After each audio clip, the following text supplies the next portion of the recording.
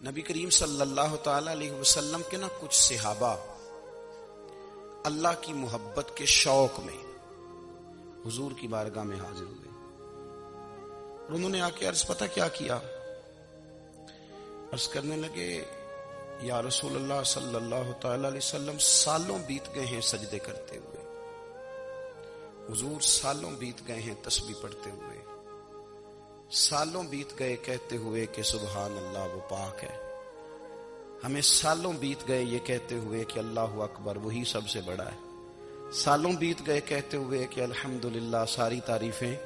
اللہ کے لیے، سالوں بیت گئے اس کی تسبیح کرتے، تحلیل کرتے، تکبیر کہتے، حضور اب نہ ہمارا اپنے رب سے ملنے کو جی چاہتا ہے، کبھی یہ حقیقت منتظر نظر آنا لباس مجاز میں، لاکھوں سجدے تڑپ رہے ہیں میری جبین نیاز میں، اور اقبال کہنے لگے کہ تیرے عشق کی انتہا چاہتا ہوں، تو میری سادگی دیکھ کیا چاہتا ہوں، میرا ذرا سا تو دل ہے مگر شوخ اتنا، میں وہی لن ترانی سنا چاہتا ہوں، میرا بھی دل کرتا ہے کہ اللہ میں تجھے کہوں میں تجھے دیکھنا چاہتا ہوں جس طرح حضرت موسیٰ کلیم علیہ السلام نے کہا تھا،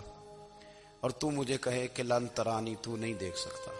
ذرا سا تو دل ہے مگر شوخ اتنا،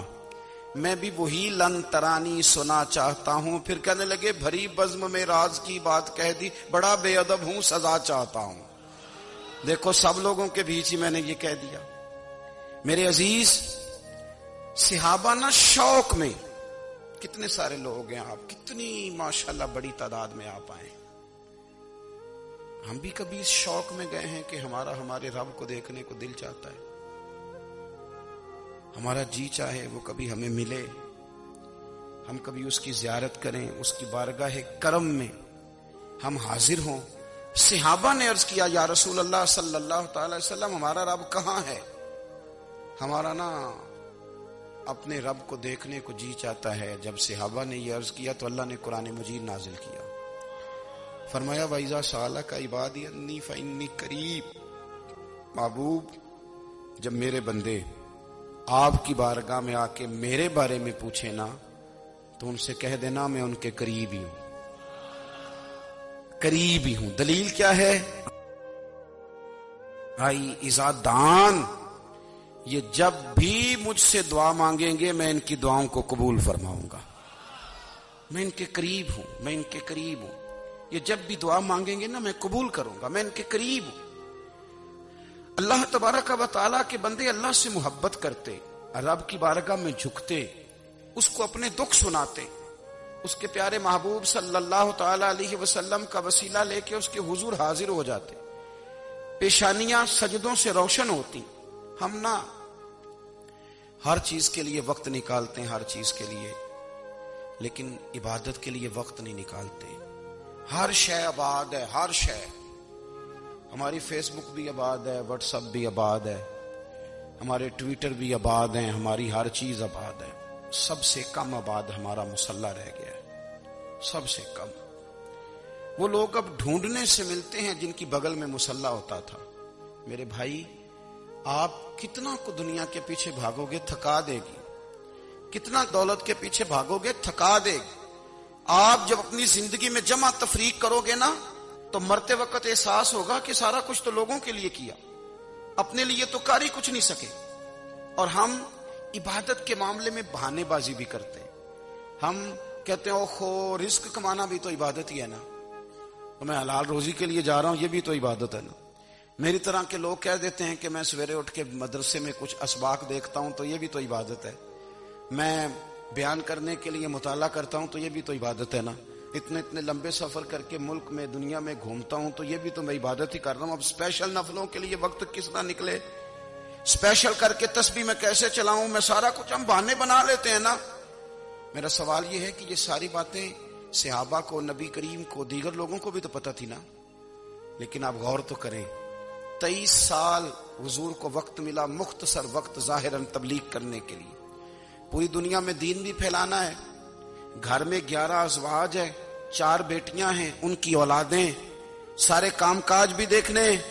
لیکن سیدہ طیبہ طاہرہ حضرت عائشہ صدیقہ رضی اللہ تعالیٰ عنہ فرماتی ہیں سارا دن تبلیغ کرتے، ہر غلام کے دکھ سنتے، گھر میں آتے تو اپنے گھر والوں کا خیال کرتے، کام میں ہمارا ہاتھ بٹاتے. قربان جاؤں، کہتی ہیں زمانہ سارا سو جاتا لیکن آمنہ کے لال مصلی بچھا لیتے. دنیا سو گئی، ساری سب سو گئے، جو خدام تھے، وہ جو غلام تھے، وہ سو گئے. صحیح مسلم میں لفظ ملیں گے، سیدہ پاک فرماتی ہیں او میرے نبی کے غلاموں، میں نے یہ رنگ بھی دیکھا ہے کہ حضور نے اتنا کھڑے رہے، اتنا قیام کیا، اتنا قیام کیا کہ مقدس پیروں میں ورم آ گئے، سوج گئے پیر. اتنے بڑے دل پہ ہاتھ رکھ کے نہیں بتا سکتا کہ میرے کبھی نماز میں پیر سوج گئے، کوئی نہیں بتا سکتا. بچوں کی روٹی کماتے تھک گئے بات الگ ہے، ہم سیر کرنے گئے تو تھک گئے بات الگ ہے، لیکن عبادت میں یہ بھی تو مسلم شریف ہے نا، یہ بھی تو دین ہے نا، یہ بھی تو حضور کی سنت ہے، یہ بھی تو وہ چیز ہے جو کریم کی آنکھوں کی ٹھنڈک ہے. سیدہ فرماتی ہیں پیروں میں ورم آ گئے